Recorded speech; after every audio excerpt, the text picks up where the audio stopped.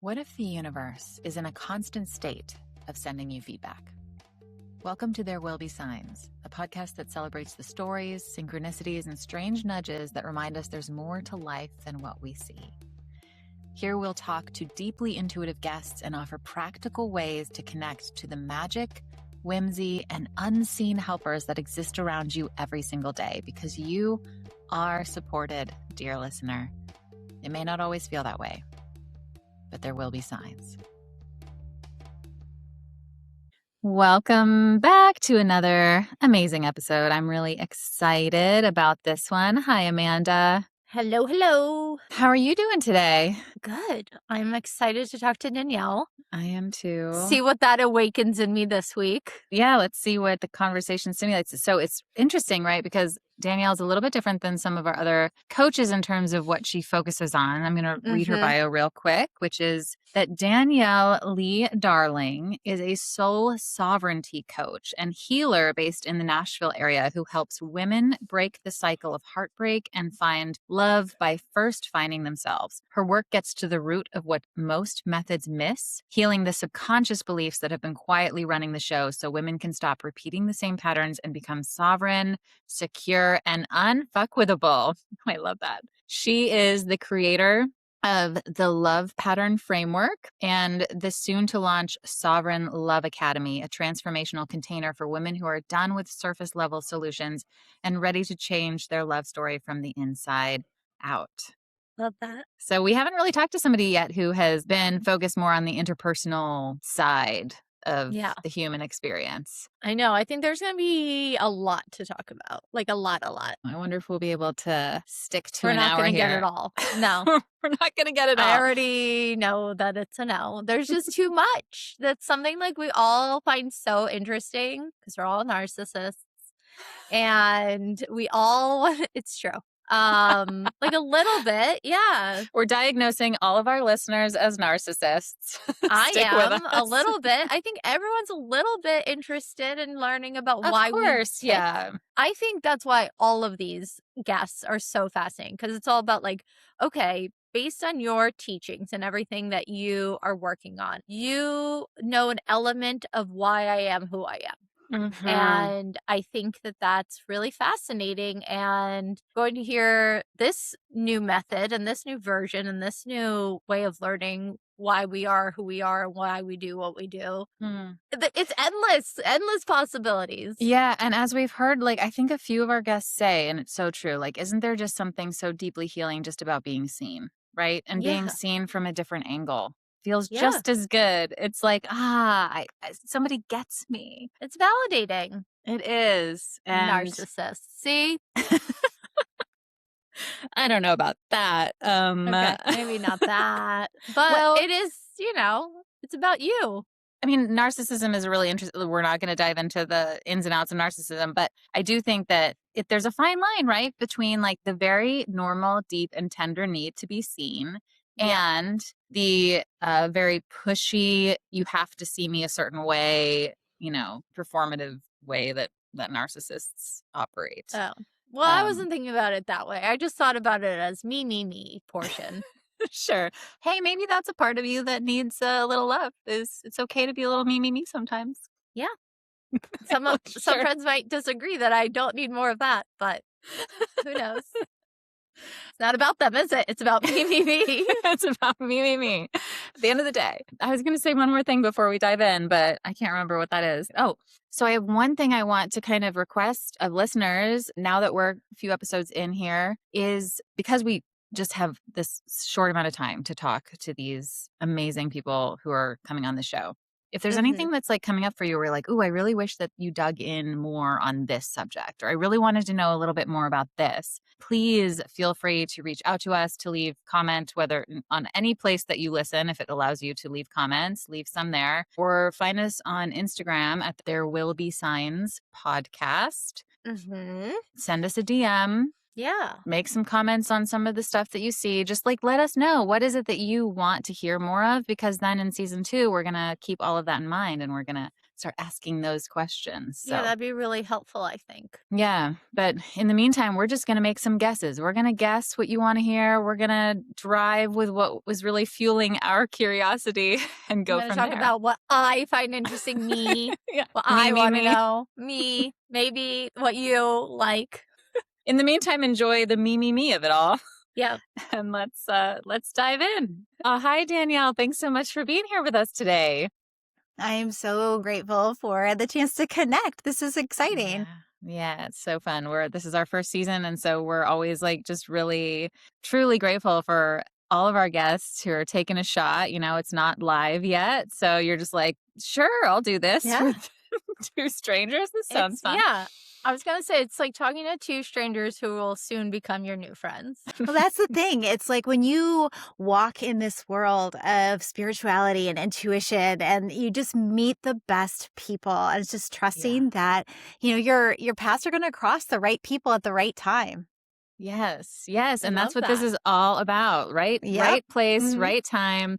So I want to dive in because, I did a little research. I was looking at your website. And what I really love is that you're focusing a lot on connection and a relationship and like this interpersonal dynamic that, often when I think about like going to a spiritual healer or a guide, there's a lot of like, inner work around your own life or career, like these external things. So it's really kind of cool to talk to someone who's focusing a lot on the interpersonal connection of it all. Yeah. It's the desire for that's what brings us to this healing, right? Is that desire for the thing that we want. And there's so many people out there that are searching for their soulmate. And I went through my own spiritual journey to find my partner, who is the most amazing man I have ever met. And he is more than I could have ever dreamed to have manifested. And I'm excited to take women through this path so that they can experience the same thing. I think I can hear a line of women already signing up, like based on just that. Just based I think I even hear it outside. they're knocking at the door. Yeah, I have a wait list starting for my program that's opening in July. So I'm excited to open the doors. That is amazing. Okay, wait, I have so many questions, even just based on what you said. So, first of all, you talk about quantum healing on your site. Can you tell us a little bit about what that is? Okay, so the idea of the quantum field, we all know that time is not linear. Everything is happening all at once, all at the same time.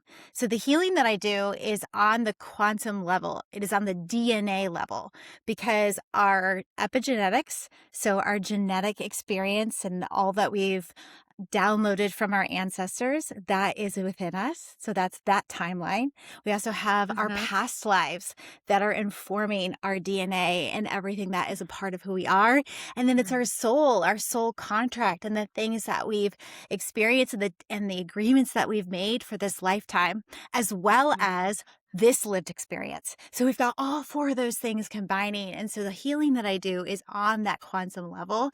It allows us to access all the time periods all at the same time so that you're able to change your DNA, change your neural programming, and make a quantum leap.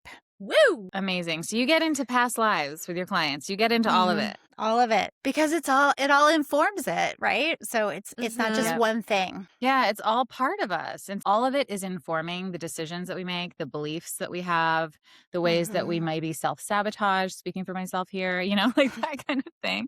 But the first question that came to mind, I just have to ask it, and it's a silly question, is in working with women, I feel like a lot of the messaging that I'm getting just like through my feed is that there's just like, quote unquote, like no good men anymore. Or like there's just a lot of focus on men sort of like taking a route that just isn't aligning with women in today's culture and world. What's your take on that? First of all, that is very common. And I actually had that. That was part of my healing process is I'm a molestation and sexual assault survivor. I had a deep wanting for a relationship, but actually in my subconscious, I had a hatred towards men that was imprinted within me. And I had to heal that. So my thing is what I like to say is what you believe, you receive. So if you believe that there's no good men out there, well, what are you going to get in your dating algorithm on the apps? You're going to get all of the guys who are only going to reinforce that belief within you. So I had deep beliefs that, I wasn't enough. and that all men abuse me. And so what did I attract? I attracted men who reinforced all of that within me until I changed the beliefs within myself. The men I started to see on the apps completely shifted. That's like everything in life. You put it out there and that's what you get back. So Mm-hmm. I remember so many times people like, oh, everyone in LA is awful before I moved out here. And I was like, well, let me go out and check. And then people were like, how did you meet these wonderful people? I'm like, all I've met are wonderful people. Yeah. And I think like it's the filter that you put out there that you're just like, oh, I'm not taking that. Yeah. And it's the frequency. Yeah. Yes. It's the frequency filter. For most of your clients looking for men, I should have been more inclusive in that. Yeah. With the wording on a website, I use heterosexual relationships, but I have worked with, all types of relationships before. Yeah. Yeah. I was just curious because I feel like traditionally those heterosexual relationships tend to have the most like obvious friction, right? Or obvious kind of like men are from Mars, women are from Venus. We're opposites. We can never understand each other. So maybe there's more deprogramming to do in that. Yeah, realm. and I think we're kind of seeing that on a grander scale with the patriarchy dismantling and the rise of the matriarchy and just the tension and the friction that's in the overall collective. That's another level of the quantum healing that we have to address as well. So. Yep. Yes. Oh my gosh. If we could go down that path. I love that you just said the rise of the matriarchy because I want to believe, I kind of have to believe that that's where we're going. It just feels like all of this resistance to what's happening. It's so feminine. It's so like we want to support our people. We want to nurture the people in this world. Yeah. I'm really excited for the shifts that are coming by 2030 that there's, and it's not, I want to say that gently, it's not about the rise of the matriarchy to take over the patriarchy. It is about the balancing of the two, because also too, women have been living in their masculine energy too strongly for eons. And now we are balancing out our femininity, and that is allowing the whole collective consciousness to come into balance as well. So I don't want to be like, it's going to be the matriarchy or nothing. It's going to be all a women balancing. all the time. Because there's masculine and feminine within each of us. And so it's about bringing that into balance and into harmony that we need for more harmonious relationships. Romantically, especially. We love harmony. We love harmony, and we all could benefit so much from tapping into that balance. I am so curious about you specifically, your journey. What got you onto this path? You mentioned on your website that you had an intervention from God, and we are like, that feels like a really big sign. We're all about big signs. So do you mind diving into that? Yeah, I want to talk about a couple of different signs that I didn't see that now in hindsight were very clear.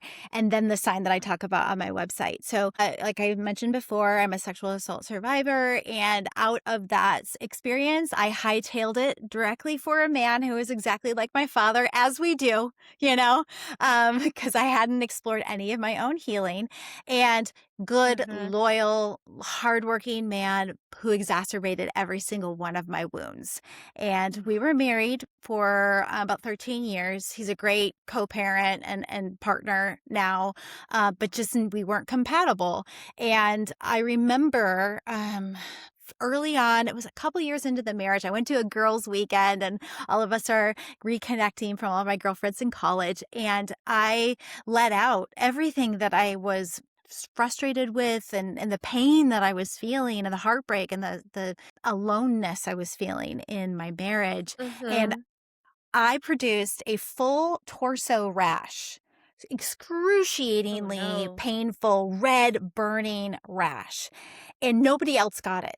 And we were like trying to figure out how I got it. And now part of what I use is metaphysical anatomy in my healings. And that was a clear sign. And that's one thing that I really wanted to bring to your listeners is that our body is, as they say, keeping the score. And we need to listen to it. So that pain in your back or the ache in your shoulder, the lump in your throat, it's all parts of the bigger picture of the emotions that need to get moved through, the circumstances in your life that are no longer tolerable because your body will try to get your attention. And it's usually a last-ditch effort. is when the body like gets inflamed, and that's how we live in dis-ease. So didn't listen to my body, obviously. Continued the relationship, had 2 beautiful children, and just kind of came to this point where I just couldn't do it anymore, and I asked for a divorce. And then right after that, got involved with a covert narcissist who was, so my deep core belief, as I said, was that I'm not enough. And then I had a relationship that exacerbated that wound. So coming out of it, was I just fodder for a narcissist, right? Like, easy to get the hooks in because I was so starved for love and affection and that cherishing. He was so great with his words. He was a musician and wrote songs about me, and it was just so romantic. And until it wasn't. And I mean, there were some things that were coming up, and I joke that I was so deep in my love pattern, and love pattern is what I teach on in my practice, that God himself had an intervention with me. And there was this one night where he had left in the middle of the night one of his temper tantrums, and I woke up at 3:00 on the dot and felt an entire whoosh come over my body, and a clear voice in the right-hand side that came in that said, "The relationship is over, Danielle." And I feel like had that not happened, I would have gotten just hooked back in. And that was the foundation that I needed to fully step away from that really toxic situation. So those 3, 4 a.m. wake ups. Yeah, you got to listen. They are deep. Yeah, I have those often. That is like the prime time. Can you tell us a little bit about why that's the prime time that some of these channeling signals seem to come through? Yeah, they say that time of the night is when the veil is the thinnest. So it's when the spirit is allowed to come through in its force. So that's typically what I hear about that. And I just learned to trust it, especially when it comes in around that time of the night. So I got to start listening. Yeah, when you hear a voice that clearly, I mean, in so many ways, I'm thinking to myself, wouldn't we all be so lucky to get us like signs that clear, you know? Yeah.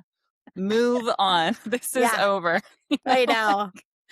And I tell you what, I've had a little bit of a teenage temper tantrum about it ever since, because I'm like, you know, that was so clear. Like, could you help me out here? Like, can I get a clearer sign? You know, so, right?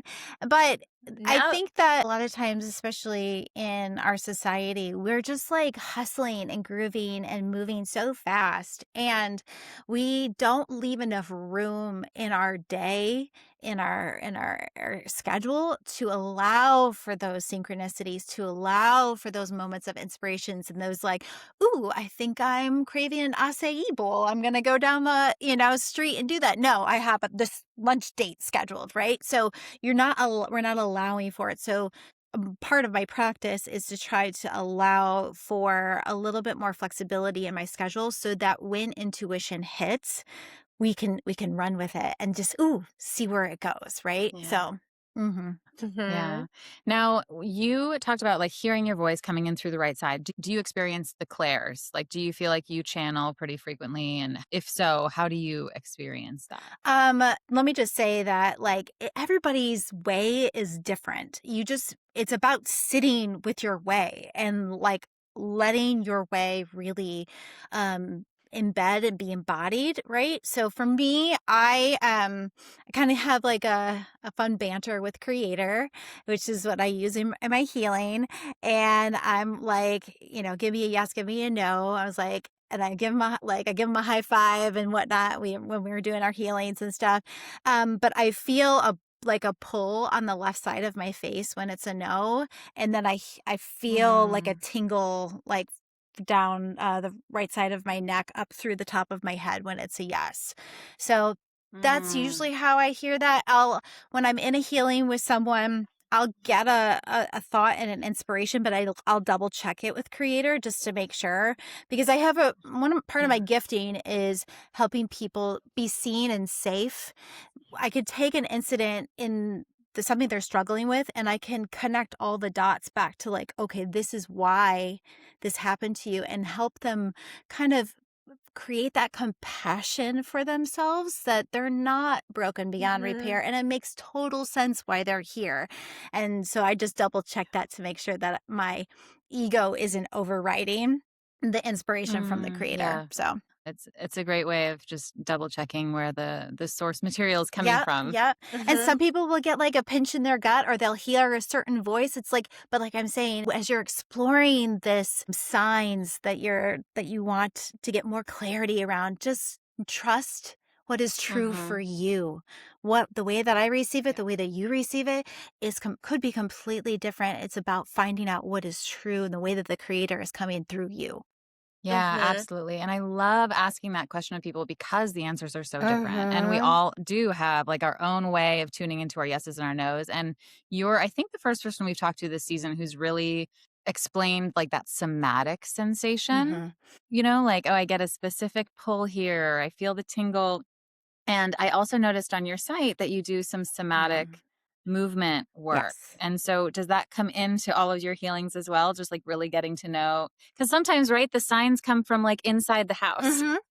Definitely. So just kind of getting to know your clients' physical space. Yes, my whole intention with women that I work with is to get them so at home with their bodies and their intuition and how the signs are showing up. So a lot of my sessions, if we're dealing with a problem, I ask them to go into their physical body and feel where that sensation is housed. And then we speak to that emotion and we get the insights from it that usually lead us down a deeper rabbit hole with the healing. The somatic modality that you were talking about is actually something that was a divine inspiration that dropped in during a retreat that I was on. We were on a retreat to explore our connection with ancestors, and everybody was having, their version of it. And my version wasn't that way. And I was like, I was having a teenage temper tantrum about well, why are they getting it this way? Why am I not doing this way? And my mentor was like, go to Creator and ask how you connect with your ancestors. And she went with me and we both heard dance.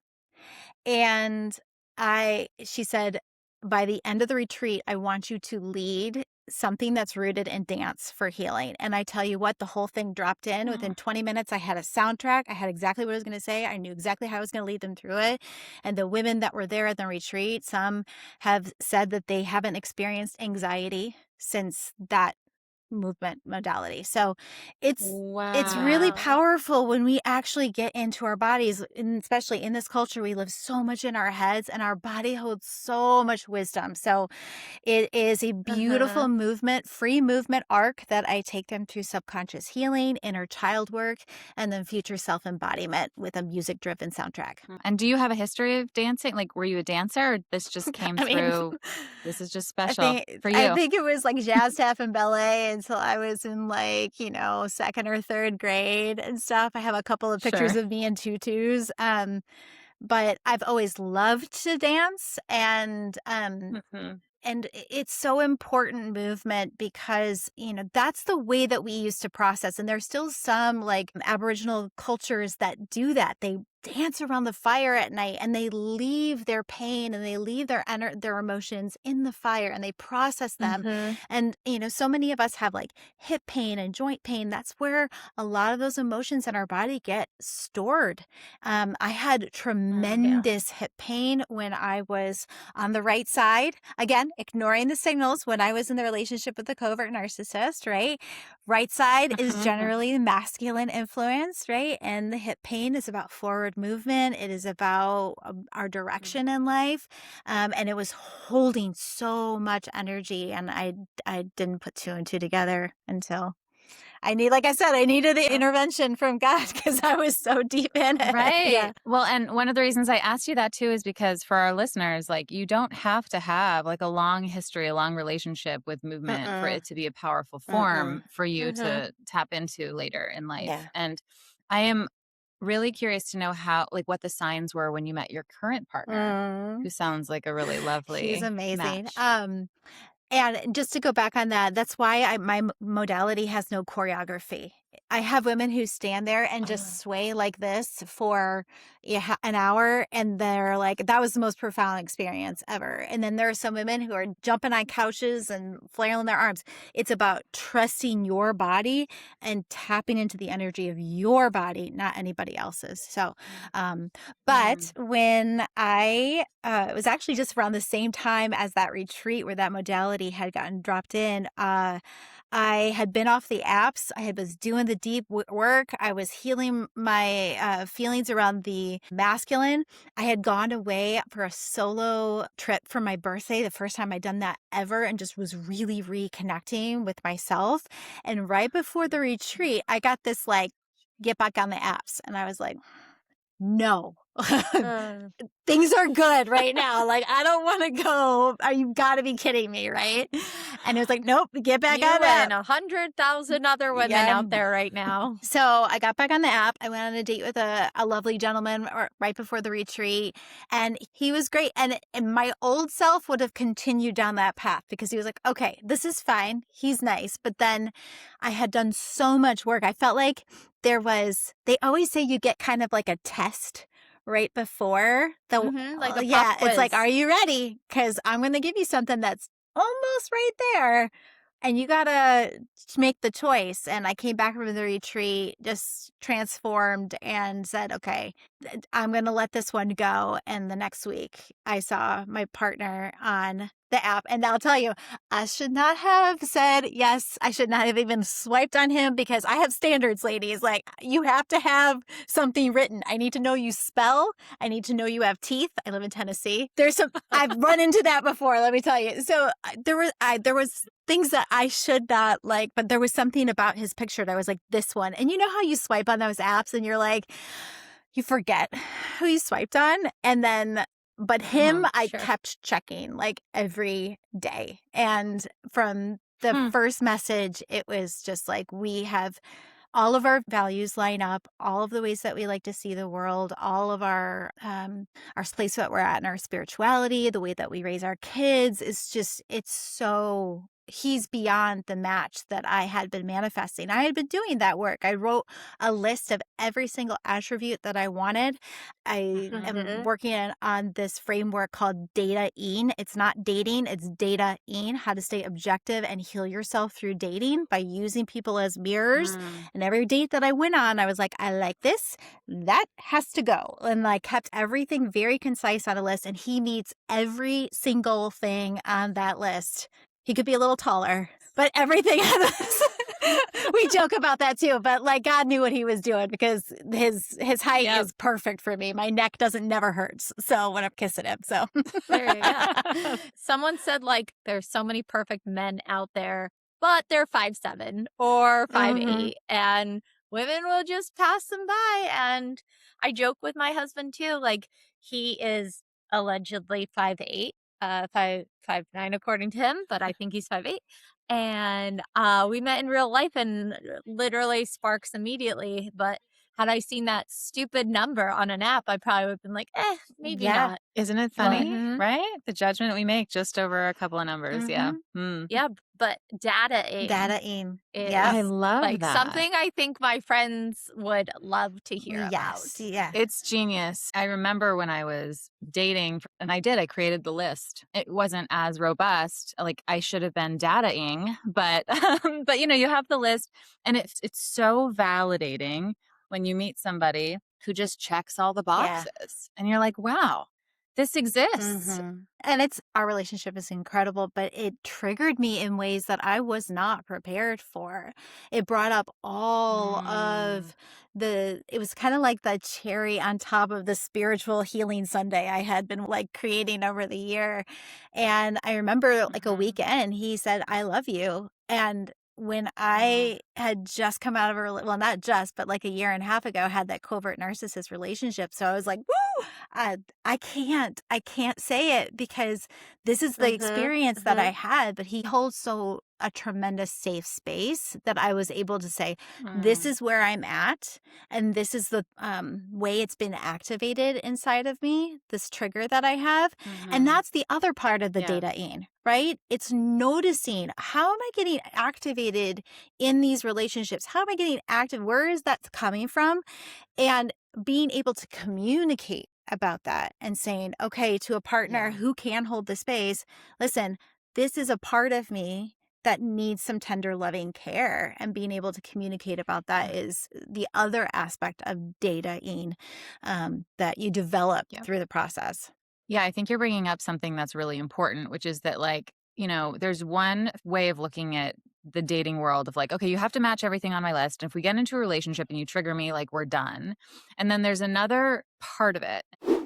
I'm interrupting this episode to share some low-lift ways to help us reach more people. Because we're so new, we really rely on our listeners to help spread the word. So if you're enjoying this episode, here are a few simple things you can do while you continue listening that we would appreciate so, so much. First is to subscribe or follow this podcast on whatever streaming platform you happen to be listening to right now. If you're on Apple Podcasts, please consider giving us a 5-star rating, as that really pushes us in the algorithm. And if you're on YouTube, maybe leave us a positive comment like, I'm enjoying this, or something quick and easy that feels good to you.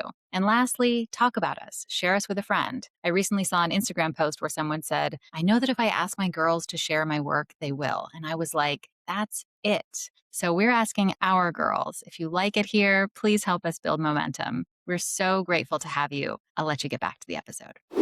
And then there's another part of it. And I'm speaking also kind of from experience of being with someone for a long time. And I had, there have been moments for both of us where we've wondered, like, can we keep going? And I remember once going to a healer who my husband and I had both seen. She actually does like Reiki, Akashic record reading all at once. And she did a session for me. And I was like, I just want to know, like, our relationship, we're in this like strained time. And she tapped in and she said, there is this like loving light surrounding you both. And it like immediately the download hit me where I was like, this is a relationship where these triggers are going to show up, but it's the safe container to heal. And for both of us, we need that. And so it's really that, like, can you trust that the relationship is a safe container for healing? In which case, those triggers are going to happen. You got to work through them, right? Like, that's the tricky bit, I think, sometimes to distinguish and differentiate. Yeah. And it's coming to it from a place of intention and self-awareness versus reactivity is so key. Yeah. How lovely that you found that in your partner. Sounds like you too.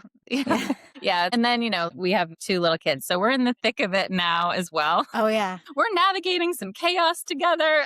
But yeah, sometimes that's where a relationship really shines, though, when you're just like, well, we're in it together and wouldn't want to deal with anybody else. And rather than the ease, I love that thing too that I saw that's like, you're married and you have no children. What do you fight about? What's the problem? How do you have any issues at all? My partner and I have 5 kids between us. So it's a challenge just to hold. And, he has his co-parent, I have mine. So it's a different dynamic too, is with co-parenting and holding space for the co-parents as well. But yes, Killian, I remember those early years. Mine are like 15 and 12 now, and it's a whole, and just when you feel like you get your bearings, they enter a new stage. So, and that's where that muscle of communicating, saying, hey, like, I love what Brene Brown said. I don't know if you've ever seen that in that conversation she had with Tim Ferriss about the 80, like, it's not 50-50. It's like 80-20. And sometimes it's 10-90. And you come into your partner and saying, hey, I've got about 20% today. And if they're also at 20%, then we're getting takeout and we're leaving the house a mess and the kids can run amok and we're just caring for ourselves. But it's having that conversation and really tapping it with knowing where you're at versus where our love patterns put us. Like, need to prove that I'm good enough by over giving in this relationship, overextending myself, or pleasing and putting my needs aside so that my partner can be happy, right? There's all these different dynamics that play out. And so by knowing your pattern and being able to talk about it with your partner, it alleviates a lot of those things that, I hate to see couples come apart around those formative years when the kids are young because they haven't developed that muscle. Right. Yeah. I imagine that those archetypes, the love patterns, are really helpful for couples in relationship to just keep tapping into. And I'm actually curious, have you noticed it with your clients kind of extending beyond the relationship realm? Absolutely. It's so intertwined. Like, our relationship with another person is also reflective in our relationship with our career or our business, especially for business owners. I work with a lot of female entrepreneurs. And when we start understanding the ways that we're contorting ourselves in order to be in relationship with her, it's a career path or if it's a love relationship, we can really start unraveling the ways that those patterns have been presented in us and come back to our true alignment. And when you're coming from a place of alignment and authenticity, then that's when the magic happens. That's the highest frequency that you can radiate at, right? Is authenticity. So yeah, I've seen that a lot. I have a client who is definitely the performer archetype. She was very, very closed off emotionally due to her upbringing, was never allowed to cry. Her parents would leave the soccer game if she wasn't performing well. It was very performance based. Yeah, I know, heartbreaking, right? And she desperately wanted a relationship, and she was also very successful in her job because she just channeled all of that performer energy into having the career. And while we started to work together, we started to open her up to her emotions and allowing them to come out and understanding her emotions. And she reconnected with the guy she dated, and they've been together for almost a year now, and they are in such a great place. And her, career, the stress and the pressure around her career started to dissipate, and it wasn't that driving, pushing force anymore. She could allow herself to kind of settle back and still feel like she could be successful without that pushing energy that was coming from the subconscious. Right. That pressure, internal pressure. Danielle, I want to go one step back from another topic that we're just moved on too quickly for, and I have a quick thing about it. Do you ever treat couples together? That's an interesting question. Would that be too tricky? No, I have. I'm actually working with my mentor with a couple couples right now and whatnot. So we're exploring that idea. And my mentor and I are actually looking at collaborating on a project because I'm very, very versed in working with women, and she's more versed in working with men. And then we also are we use human design in all of our work as well. And so when we can look at the human design and see how these channels are rubbing up against each other and causing friction in a relationship. So yeah, I can work with couples for sure. Yeah. Cause it kind of sounds, I mean, not kind of, it 100% sounds therapeutic. And I love therapy. I partake in therapy. I believe in therapy. I feel like at some point, probably everybody needs to try it. And I feel like couples therapy, often talks about the surface and what's happening right now or what just happened. And it could be on such a deeper level of connection to go through how you heal people. Yeah, and the to do it. quantum level. Yeah, exactly. Yeah, to be able to get that support that way. Yeah, so part of what we're developing is actually, because I do agree therapy is a great starting place. And what is the trouble with therapy is that it usually, especially in couples therapy, it takes a good amount of time for you both to be heard. And then it's like, okay, well, that's our time, right? And so we're actually in the process of figuring out how we could create weekend containers where Retreats. it's where it's more like a personal one-on-one, at least 4 hours together, so we get a little bit more out and we can start to work on some of the subconscious stuff. Because if every person, my favorite piece of art is that one from Burning Man. I can't remember the guy who did it right off the head, but it's a cage of two adults that are sitting back to back in grief, and there's two toddlers on the inside that are lit up, that are reaching for one another. And that's what Oh. is so that's what a lot of these issues with couples comes down to, is that it's it's their each of their inner childs just saying, pick me up, I need some attention. And Yeah. It's amazing the amount of reparenting that goes into mhm, being in a relationship, right? yes.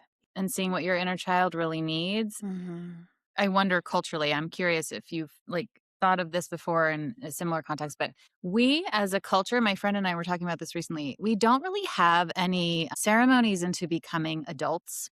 Right? Like we don't, I feel like that used to be something that culturally people Mhm, would do. We have these mhm, walkabouts or we'd have this like initiation into adulthood.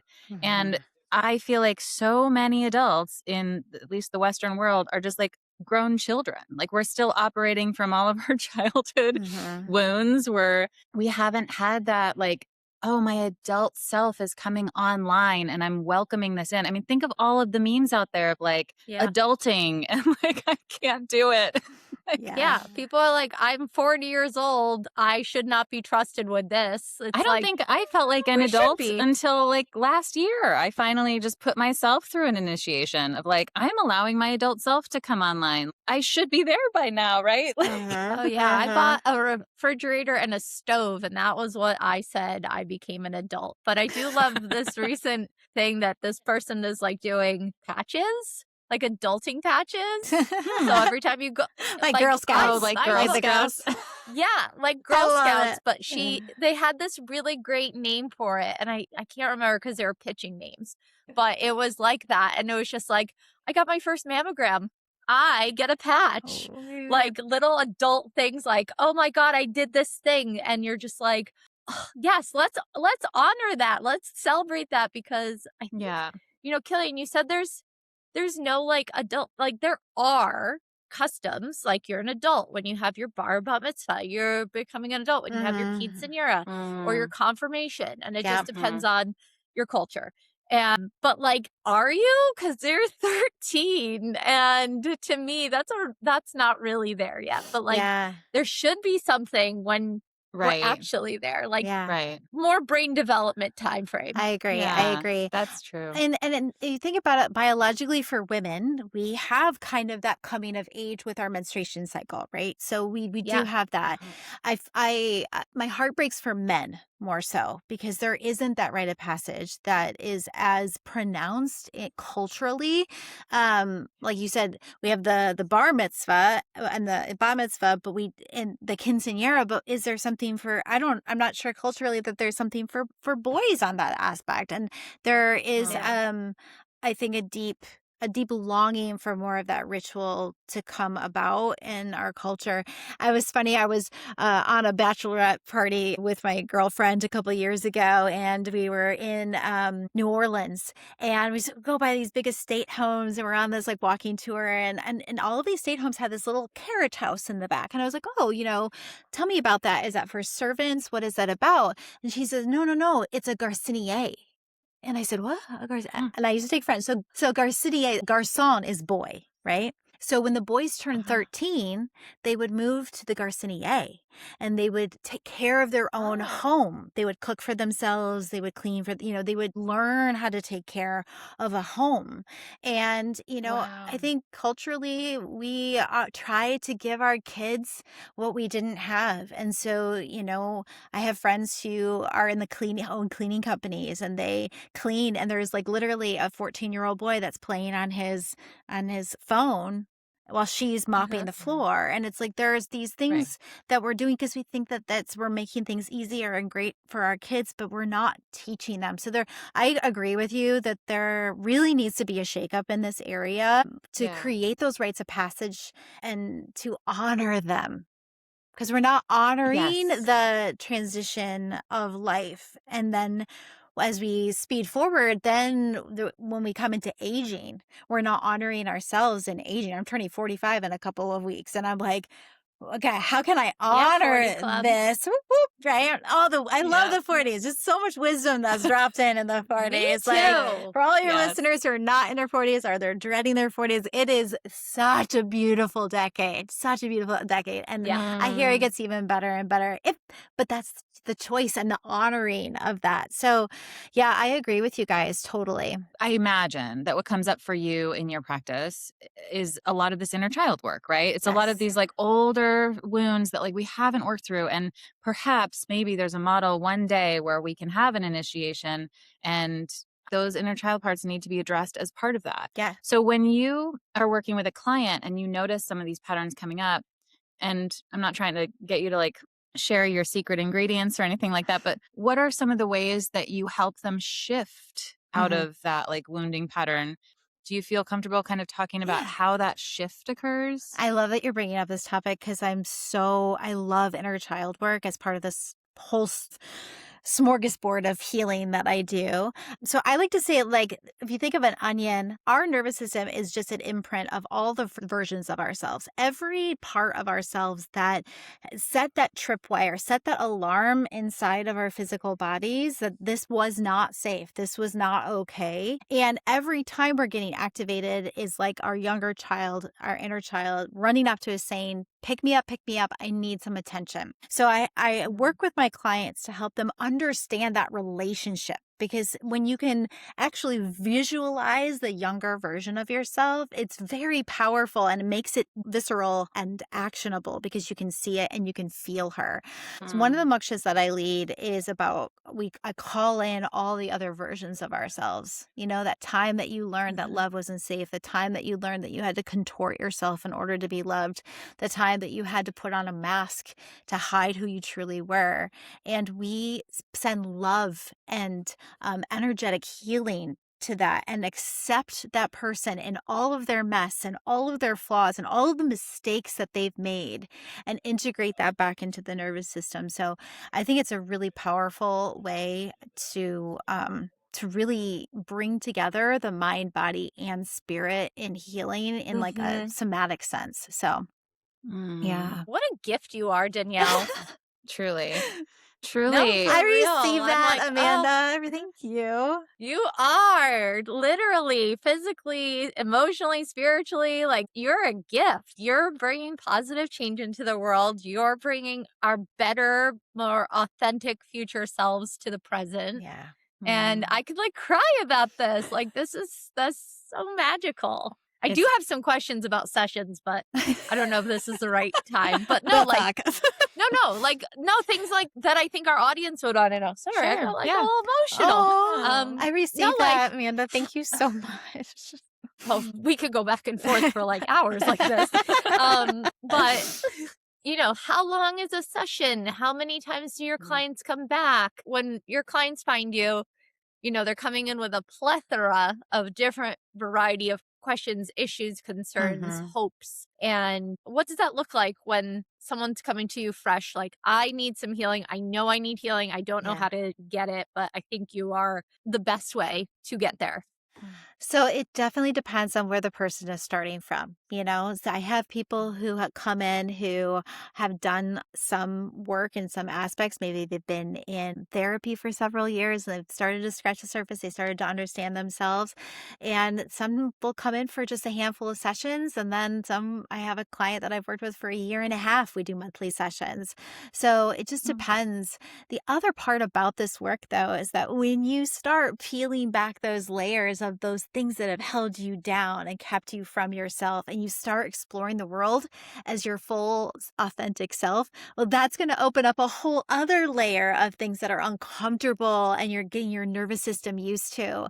So I have clients that will come back to me after a few months and be like, oh, this came up. I need a little help, or I need a refresher on this. Because I can heal the subconscious beliefs, but if we are not starting to move through the world as that version of ourselves, as I am enough, I am lovable, I am worthy, the wound, or when we're surrounding ourselves with people that are exacerbating that and are amplifying that in us, then it can get loosened up a little bit. So we have to sometimes do some touch-up sessions to really anchor that in. So it just really depends on the person's place and where they want to go. The container that I'm opening up in July is going to be a 12-week container, and it's going to comprise of weekly group healing sessions and teachings. And we're going to look at every aspect of relationships. So the love patterns, our relationship with sex, our relationship with intimacy, our relationship with our inner child, right? And our relationship with our voice and our bodies and our self-worth. And we're going to unravel each aspect of that. So they'll be able to get private sessions if they want to opt in for that, or they can just stay in the container. So look at that call. And then the other call will be the data-in debrief session, where we will do hot seat coaching on their actual lived experiences and unravel those triggers so that they can understand themselves on a deeper level. We need more programs like this. I love this. Are these sessions in person, or can you also do them remotely? I do them virtually or in person. This container, because it's group, is that also virtual? That will be virtual, yes. Yeah, because people can come from anywhere. Okay, yeah, we need more of these. And I also do the Moksha Method virtually too. So if anybody wants to come to, that's the movement. The movement modality is the Moksha Method. So I do those virtually as well. I just want to share something because it came up for me as you were talking, and I just want to validate something that you said, which is that right now I'm working with a lovely therapist who works in both EMDR and parts work. Love it. And so parts work, fantastic for inner child stuff, right? And I was noticing we uncovered some stories, and that week after I had this big aha about some of my stuff, I was having panic attacks, and I was just like, I'm so dysregulated. I'm deep breathing through my day, but it's not getting anywhere. And so the next time I talked to her, she's like, we uncovered a lot of stuff. It's rattling some things in your nervous system. What happens when you talk to these parts and you tell them like, hey, I'm learning, we're going to get to this, we're going to let you speak up. But right now, like, everyone's getting loud. Everyone wants to come up to the surface, right? And I was like, oh yeah, but when I talk to them and when I try to tell them please wait your turn, there's this sense of urgency they have. They're not going anywhere. And she's like, okay, try this. Give them a place to hang out. So I envisioned this a magical field with mythical creatures, and there's this playground there, and they can and all of my parts, it was just this mind-bending experience for me of when I gave those inner child parts a fantastical place to play. Yeah. They chilled. They actually chilled. And my whole body went into oh, I've got this. So just wanting to speak to that power of, you mentioned visualization that you use. And I'm still wrapping my head around how the brain compartmentalizes all of this. It's incredible. So I imagine just that being one layer of the work that you do, what a phenomenal impact. Thank you. Killian, you reminded me of my parents. Just go outside and play, just now. Right. Yeah, exactly. And that's a beautiful example of how powerful we are. And I joke with my clients. I call them, what you experience, the wobblies.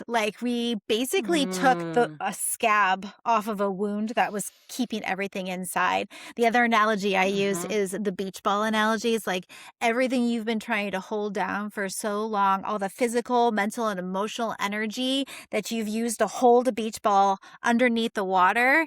What happens with the beach ball inevitably? It always comes up, and it usually hits you in the face. So with the process that we do, we let the air out of the beach ball so that those emotions can come to the surface and give you the tools to hold them. I do similar with my clients. I call it the face and embrace method, because we're taught with emotions, it's especially if we're not taught that emotions are safe, even anger, shame, fear, we will dismiss it and we'll push it aside, or we'll close the doors on it. But when we open up the door and we embrace the emotion and thank it for being here and sit it down for a cup of tea and ask, okay, you're here to tell me something. And I usually have my clients visualize that emotion as that younger version of themselves that learned that emotion was not safe.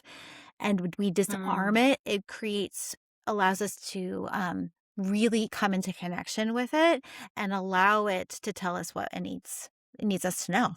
Yeah. Yeah. So, Yeah. So beautiful. yeah. And I know we're kind of getting to the top of the hour here, but I have two more questions for you. One quick one, which is just, have you ever read a book that you would want our listeners to read? Like if there's one book on spirituality, relationships, whatever, what would that be? I will point them in the direction of metaphysical anatomy because I just think it's so interesting. And my first book around that was The Myth of Normal from Gabor Mate. It's a Mm. big book, but Gabor is such a wise soul on this planet and is bringing such wisdom to us around how our body manifests from the pain and the emotions that we hold. There is the secret language of the body, as well as metaphysical anatomy by Yvette Rose, that are big resource guides. It's right over here. Like I have stacks of books everywhere, but they're amazing resource guides that are like, if you can look at, oh, I had this weird rash that came out of nowhere. Look at when did it start, and then what are the things that are in the book that are calling to our attention. It's a great place for people to start tapping into the ways that our body is sending us signals. So I had a weird rash like a few months ago, and I came out of nowhere. I've never had a rash in my life. okay. And it came out of my inside of my elbow, like right here. Okay. Ooh. And it was there for a little bit, and then it disappeared. And like it came and went, but I was like, I've never had a rash in my life. Did I touch something? And sometimes it is Now physical, Danielle but the will tell rash me. is oversensitive, insecure, fearful, self-imposed limitations that irritate or do not serve you.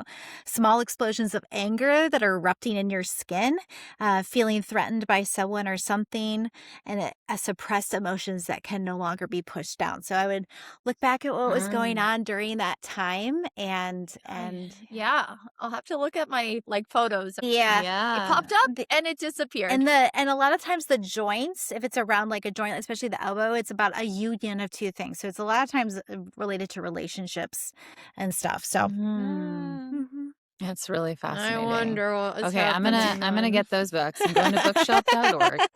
That's a great place for books, Kelly. It's and I love my that. favorite. It supports independent. This is not an ad. It supports independent bookstores, which I love. And we're going to create a resource too, where we kind of link out to the books that our guests are referring, which I think is going to be a fun place to get some good information. I'm also going to shout out the library really quick because the library. Give it up for the library. Shout out the library.